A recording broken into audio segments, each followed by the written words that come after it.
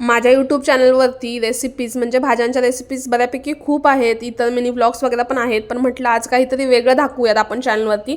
आता मी तुम्हाला माझा लहानपणीचा किस्सा शेअर करते. आमची शाळा असायची 7:30 ते 12:30 आणि आमची शाळा खूप लांब होती. म्हणजे आधी आम्हाला बस लावलेली होती, पण आम्ही नंतर मग कोण जर कल्याणचं असेल तर त्यांना गायत्री शाळा माहीत असेल, त्या शाळेमध्ये होतो. म्हणजे मी, माझे भाऊ वगैरे सर्वजण.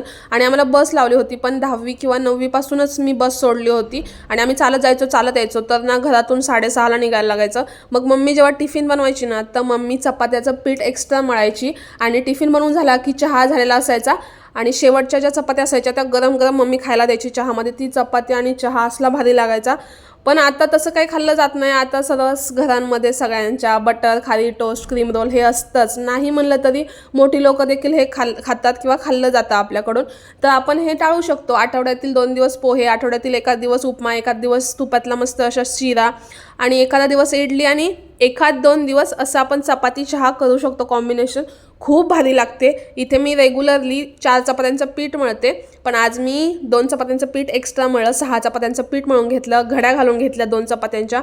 घडीची पोळी करताना मी तेल लावलं आहे, फक्त पीठ अजिबात मी टाकतच नाही. असं पण आता खूप जण टाकतात, पण त्याने ना खरंच चपाती वातरट होते. अशी पण करून बघा तुम्ही. 70 ते 80% चपाती फुगते, म्हणजे फुगतेच.